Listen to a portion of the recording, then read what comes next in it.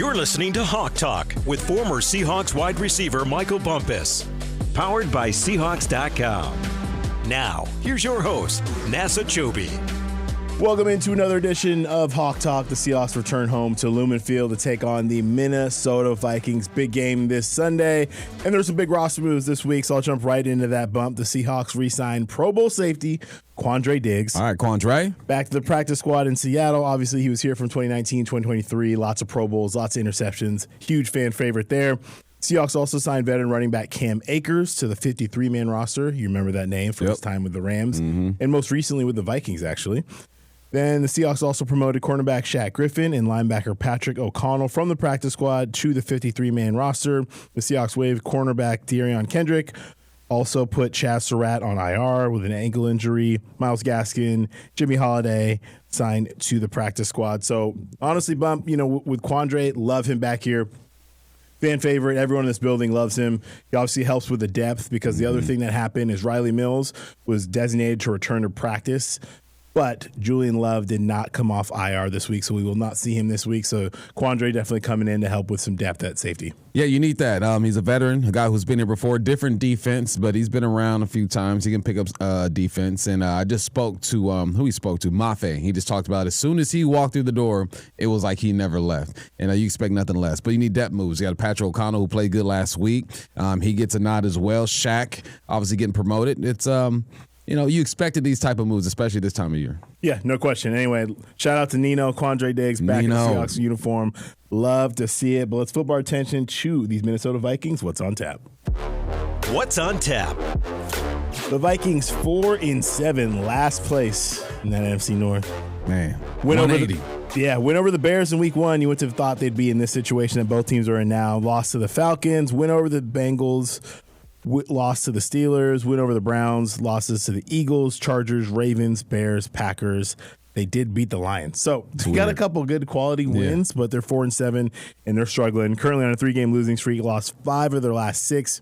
J.J. McCarthy struggled for most of the season, also struggled to run the ball. It's been a tough go for them lately, and this past Sunday bump was a beat down at Lambeau. Yes, it was, man. The offensive numbers, they didn't jump off the page for either team, but the Packers were able to dominate time of possession, 37 minutes to 22, because they were able to run the ball. Most of that was because of Emmanuel Wilson, who broke into the league as an undrafted free agent from Division II for Valley State. Stand up. Shout out. He stepped up for injured Josh Jacobs and had a really good day. He rushed for a career-high 107 on 28 carries and 2 touchdowns, and the Packers weren't ripping off explosive plays. The longest run was just 13 yards, but they were consistent, and they moved the ball. The Packers ran the ball 42 times and threw it just 22 times. In this NFL? Is Jordan Love over there still? Or? He is. Yeah, he's still there? He's a member of the football team. Okay, all right. The crazy thing there is I think Coach even talked about it. He said, I don't know, man. I just kept running the rock. I haven't been in one of those games in a while. He said the defense was playing really well, so he just rode the hot hand. Yep, ride him.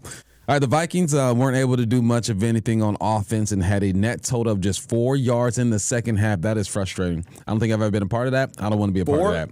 I don't want to be a part of that. Worse since 1991.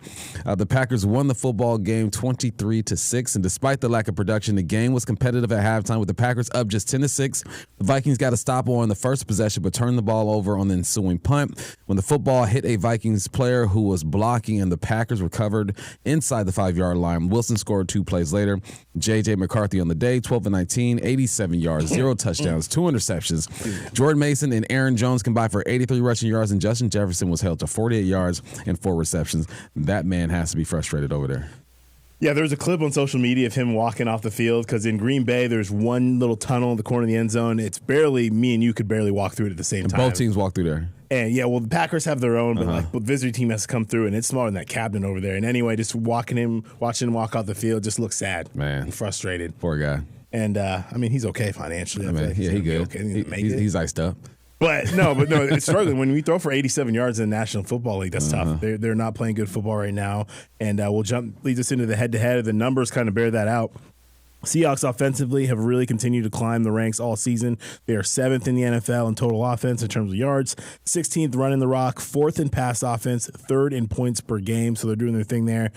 Vikings, a little bit different story. 28th in total offense, 24th in rush offense, 28th passing that thing, 25th in points per game, averaging 20. So Seahawks obviously have the decided advantage because the Vikings have just really struggled to score points this year. Yeah, defensively, the Hawks are 7th overall, 4th against the run, 14th against the pass. The Vikings 11th overall, 24th against the run, 7th against the pass, 18th when it comes to allowing points. They're allowing 23. The Hawks allowing 19 per game. Hawks have 9 interceptions. The Vikings have 3. Yeah, advantage Seahawks, I think. Should be. That's just paper, though. You know, this is just a matchup on paper. You still got to play this game, but I feel all right about it. No, absolutely, especially Seahawks coming back home against a struggling Vikings team. What is it Paul Moyo always says? He'd rather play a team coming off a loss than a win. Yeah. They're struggling right now, so we'll see how that happens when they get together on Sunday. Before we get to that, let's know the history. Know your history. Seahawks lead the all-time series 13-7, 12-7 in the regular season, 1-0 in the postseason. That was the Blair Walsh game. After winning 7 games in a row, the Seahawks have lost actually 2 in this series against the Vikings. Most recently, tough one last December. Looked a lot different. As you know, Sam Darnold was quarterback of the Vikings then, came in Lumen Field, ruined our playoffs hopes, winning 27-24. And it really came down to the end of that ball game. Seahawks go on this long drive. Geno finds A.J. Barner. They go up 24-20 with 4:21.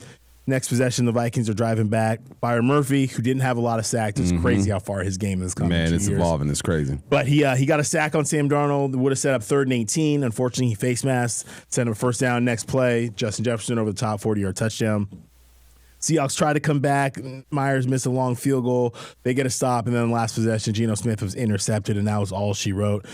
It was pretty tough, man. It was tough because that really sent the Seahawks into a position where they needed to lean on other people. We saw Sam Darnold do that, and now he's on our team. Now he's playing for the good guys. Yeah, I know. Way to flip it on him.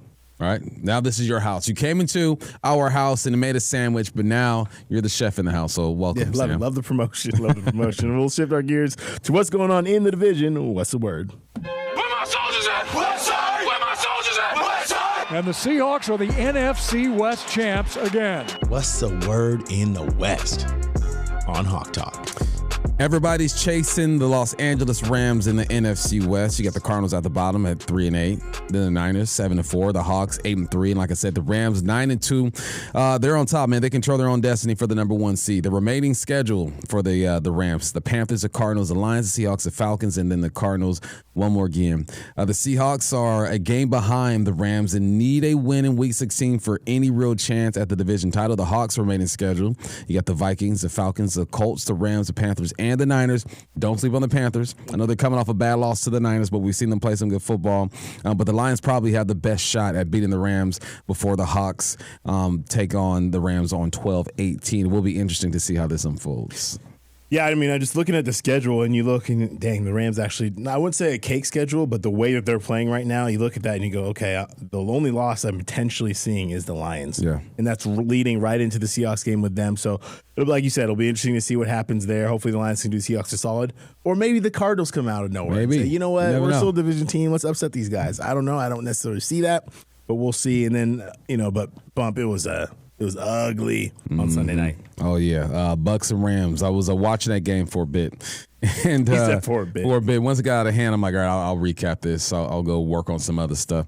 But the Rams, they led 31-7 at halftime and coasted to a 34-7 victory. Matthew Stafford still looks like an MVP. He was 25 of 35 for 273 and 3 touchdowns, 0 interceptions. He currently has 308 pass attempts without an interception. Man is balling. Puka had 7 for 97. Devontae had 5 for 62 and 2 touchdowns. Colby Parkinson had 4 for 41 and 1 touchdown. Baker Mayfield went 9 of 19 for 41 yards, a touchdown, 2 interceptions, including a pick 6. He was banged up in that game, but it looks like he's going to be okay. It was an AC joint deal. He should be good. Teddy Bridgewater came in for him. He was 8 of 15 for 62, no touchdowns. And Jared Verse and Kobe Turner had 2 sacks apiece, and the Rams defense allowed just 193 yards. The Rams travel to Cali to take on, they stay in Cali, and they take on the Panthers. Yeah, we'll see. They travel to Carolina. As far as a road game, they're traveling to Carolina to take on the Panthers. Yeah, the Panthers are better than teams thought. I think beginning of this year, we're about to talk about the Panthers now because they went down to Santa Clara to play the 49ers, and that game was ugly. It was a turnover fest. Ugly. Both QBs combined for 5 interceptions. 49ers, though, they rely on Christian McCaffrey, who's a dog. They get the win 20-9. It was the first game against his old team. 142 scrimmage yards and 1 touchdown for McCaffrey. And Brock Purdy, man, yikes. 23 of 32, 193, 1 touchdown, and 3 interceptions. And it felt like they were right off the bat, so it felt even worse. QB rating of 58.5. Then you got Bryce Young, wasn't that great either. 18 of 29, 169, 1 touchdown, 2 interceptions, QB rating of 60. And the game was in control for the Niners pretty much the whole way. But anyway, to your point, the Panthers are there. They're in contention. They're not going to be a team that you can roll over. But just looking at the way the Rams were playing, something's got to happen to get them off where they're at right now because they're playing some good ball. So, again, looking forward to that rematch in Week 18 or 16 against the Rams on Thursday Night Football. We'll flip our attention back to those Minnesota Vikings. Man up. Hey, who you got? Who you got? You know what time it is, man up. Man up, brother. Man up. Man up on Hawk Talk. Where do you want to start, Bum? We got to start at the quarterbacks? Yeah, might as well. It's a little hairy over there. A little interesting. Obviously, the Vikings, the last couple of years, a lot of changeover, right? You have Kirk Cousins, who's the mainstay for them for 6 years, 2 playoff appearances for them. Then they go out, 10th overall pick. They get J.J. McCarthy out of Michigan. It's all about him. Obviously, Cousins moves on to Atlanta. Unfortunately, right off top, what happens to J.J. McCarthy, who was obviously a stud in college? You all remember that because they beat the Huskies, win a national championship. He won a ton of games, 27-1 record as a starter. That leads him to get drafted. He gets to the Vikings, gets hurt right off top. Gone for the year. So what happens? Enter in a guy named Sam Darnold. Had a pretty good season. I think we know how that story ends, obviously, is Darnold not here in Seattle. Vikings decided to make a choice. They rolled the dice and went with J.J. McCarthy. And you can't really blame them for a first-round pick thinking that that's going to be the way to go. But, I mean, I won't say it. I think everyone kind of knows there. But anyway, McCarthy's just had a rough start, man. I think he was a great player in college, but he's only played in 6 games, dealt with 3 different injuries, high ankle sprain in week 2, caused him to miss 5 games. Then he came back, suffered a bruised hand. Now he's in concussion protocol. We're not even sure if he's going to be able to play on Sunday. And if he can't play, Max Brosmer is going to get the start. When McCarthy was out there, it had been pretty tough, like I said. He is last in most statistical categories for quarterbacks. QBR 24, completion percentage 54, touchdown interception ratio 0.6. McCarthy is one of the worst starts of NFL quarterback in the past decade. Dang. Only thrown for 200 yards. Once, 10 interceptions. It's not good. It's not great. It's not, but don't give up on him, man. Let that young man develop, right? Give him another 100%. shot. I'm tired of these young guys getting kicked to the curb so quickly. Sam will tell you all about that. You got the guy we're going to see, Max Brosmer. He played at the University of Minnesota after transferring from the University of New Hampshire. I like saying that. I was going to say New Hampshire. I think I saw like a cartoon or something like that in New Hampshire. So that's how I say it. All right. He had a solid preseason, going 35 of 58 for 364 yards and 2 touchdowns and an interception in 3 games. The Vikings could have added a veteran quarterback at the deadline, but they didn't. They didn't. They said, "We got this. We're good." So, young quarterback room. You know, Carson was the veteran there, but they said not to sign anybody. Yeah, we're good. So, got to deal with Max. Good old Max. I mean, Kevin O'Connell is obviously, he's kind of known as QB whisperer. And, you know, a lot of people attributed what happened with Sam last year to him. I think everyone can see now, this is not taking any disrespect to Kevin O'Connell. I think he's an amazing coach, but the guy Sam Darnold is a dog now. And I think he's been that. And last year, all he's done is prove that last year was not a fluke. We'll jump into him right now. Solid performance last week. Huge bounce back game against the Titans. 16 of 26, 244, 2 touchdowns, QB rating of 118.1. Darnold now has 20 games with 100-plus passer rating since 2024. That is the most in the NFL. And again, took care of the football. That was number 1. And he's among the league's best. We talk about this every week. 6 in passing yards, 1 in yards per pass attempt, 1 in yards per completion, 5th in passer rating, 6th in QBR, 4th in completion percentage. But here's an interesting one that I saw today. Darnold, this is according to Next Gen Stats, deadly in the first quarter. No sacks, 45 of 60 for 608 yards, 6 touchdowns, and 2 interceptions. Those 608 yards are the 6th most despite throwing the 3rd least in the NFL. So he's just been really efficient, and that Seahawks are getting ahead on teams, and it's making it hard to come back. But Sam is in another world right now. So he's efficient. He's efficient. These numbers are going to remain all year. I guarantee that. All right, let's talk about their running back, Aaron Jones Sr. and Jordan Mason. Aaron Jones Sr. is his 9th year in the league. That's crazy. The former 5th-round pick really made a name for himself. He spent 7 years with the Green Bay Packers. He made the Pro Bowl once, had 3 1,000-yard seasons, and once led the NFL in rushing touchdowns. In 2024, his first season with Minnesota, he rushed for 1,138 yards, 5 touchdowns. He also had 51 receptions and 408 yards and 2 touchdowns. He was also healthy for 17 games. He needs 13 yards in scrimmage to reach the 10,000-yard career mark. Year 2 in Minnesota, it's been kind of shaky. He missed 4 games with a hamstring injury, also has a dinged-up shoulder. In the games he has played, he hasn't really put up big numbers. Doesn't have a game with more than 78 yards and only 1 game with more than 10 carries. He only has 1 touchdown for the season. That's interesting. For the year, 61 carries, 297, 1 touchdown, 16 receptions for 128 and 1 touchdown. That they have to try to get the run game going, especially with the young quarterback back there. So I would assume that he's going to get more opportunities to run the rock. No question about it. And part of that lack of production maybe you can attribute to Jordan Mason, a little bit of short workload. Mason spent his first 3 years with the 49ers, jumped to the Vikings this offseason, started 4 games when Jones was hurt, and he had 1 game where he went over 100 yards. Nothing that'll go crazy off the tape for you, but rushed for 531 yards, 116 carries, 5 touchdowns. Overall as a team, they're not amazing. They're not absolutely terrible. They're 24th in the NFL, averaging 102 yards per game, but it's a tough scenario for them, Bump, because who do you have? One of the best rushing defense in the National Football League. The Seahawks rank 4th, along with just 90 yards per game. You're going to be throwing in either a rookie quarterback or another you're 2 young quarterbacks, whether it's McCarthy or Brosnan who's playing into that environment against the number 1 rushing defense. A tall task to ask for.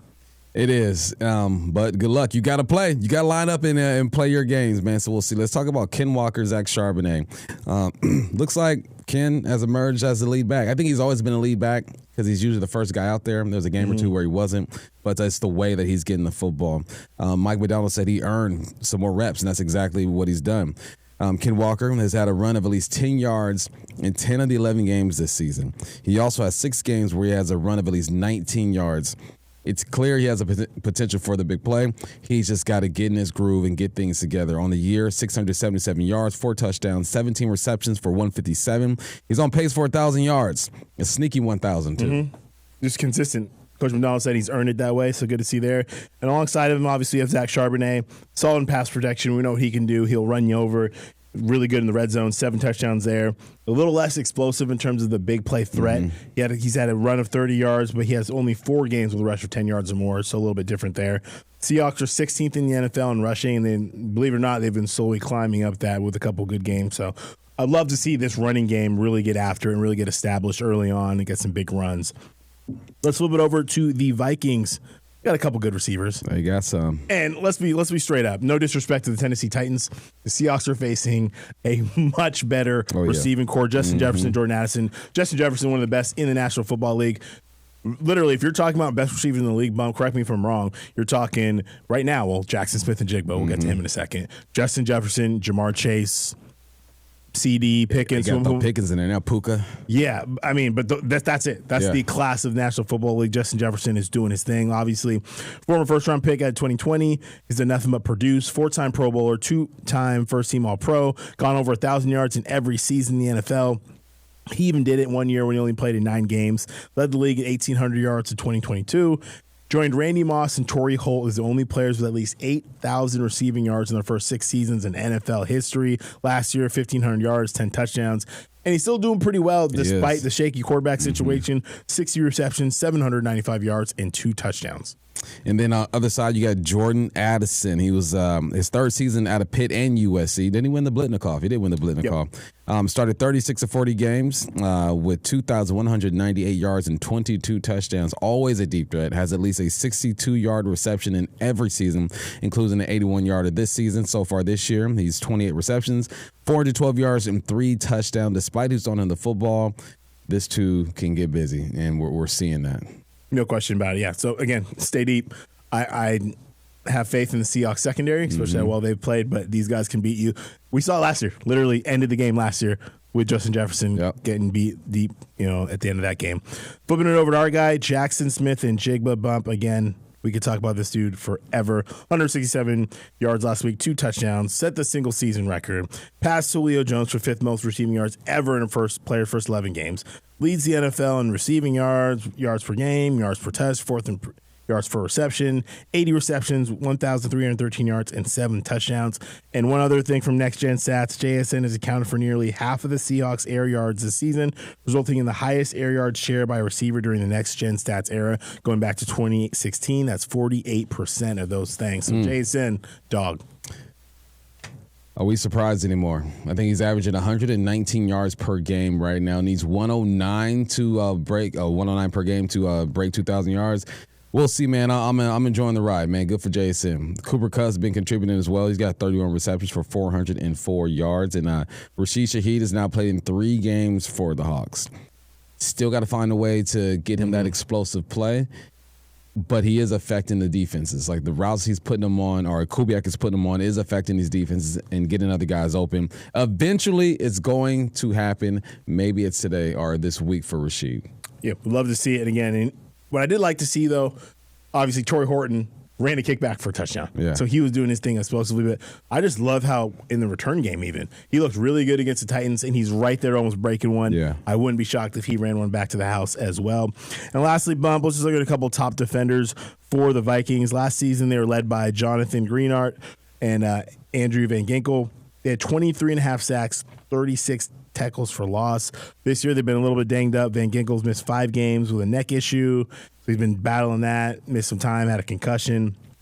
Greenard has missed the last 2 games with a shoulder injury, and he's their best pass rusher. I think he has 36 pressures on the year despite missing the last 2 games. So those guys kind of make this thing turn, so we'll see them. Those are guys that, between Charles Cross, Abe Lucas, going to have to definitely account for. Yeah, Ed just got to be on point. And then you got Eric Wilson, a good backer, Dallas Turner, and Jalen Redmond as well. Those guys, Wilson has 10 TFLs. I think he's tied for 9th in the league when it comes to TFLs. Turner has 6 of them things. Jalen has 8 of those things as well. And, we know this defense is good. It's a Flores defense. They're going to be aggressive. They got some names over there that you recognize. Nothing's given in this league, so go ahead and get after this defense.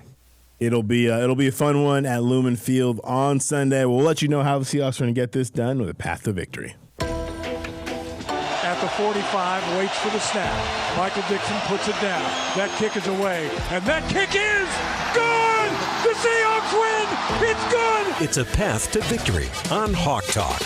I'll be frank, Bump. I feel like this is a game the Seahawks should handle because they're the better team. They're the better team on paper. They're the better team on film that we've seen. Obviously, it's the NFL. You got to go out there and play. Tennessee proved that last week that you got to show up and you still got to play well. But I think they should. They are better in almost every category.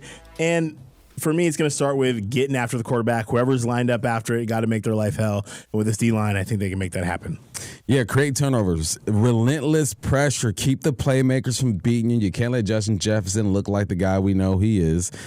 Keep everything in front of you and offensively take care of the football. Build off of last week. No turnovers last week. Let's keep that rolling. And that's the only way these guys can stay in the game is if you turn the football over. And I think it's going to be Brosmer at the QB spot. I think they said JJ's in a concussion protocol. So, but maybe JJ miraculously heals and he plays. Whoever, get after that dang quarterback. Yeah, no, it's obviously hard to get out of concussion protocol within a week, so we'll see what happens there. But, yeah, get after whoever's playing. Let's run the football. Mm-hmm. Let's run that thing. Ken Walker, we've seen it. We're right there. We've seen little bits and pieces. Put it all together. Go over 100 yards. I would love to see that out of K9. And I just want to see this team go out there and dominate. Like we said, don't give up a special teams touchdown. That's another thing. You talk about the only way that the Vikings can win this game. Yeah. Turnovers and impact on special teams. There was an incident. I call it incident. An incident. That's what it felt like. It was an incident. An unfortunate incident. It was. Punt return touchdown. But Coach Harbaugh's had the Seahawks special teams on point all season long, so I would be absolutely shocked if that happened again. Seahawks taking on the Vikings this Sunday at Lumen Field, 1:05. You can hear Michael Bumpus and the rest of the pregame guys on the radio at 10 a.m. Should be a fun one. Hopefully we'll be talking to you on Monday about a Seahawks victory. Happy Thanksgiving to everybody out there listening. Really, really appreciate it. He's Michael Bumpus. I'm Nasser Kyobe. This has been Hawk Talk.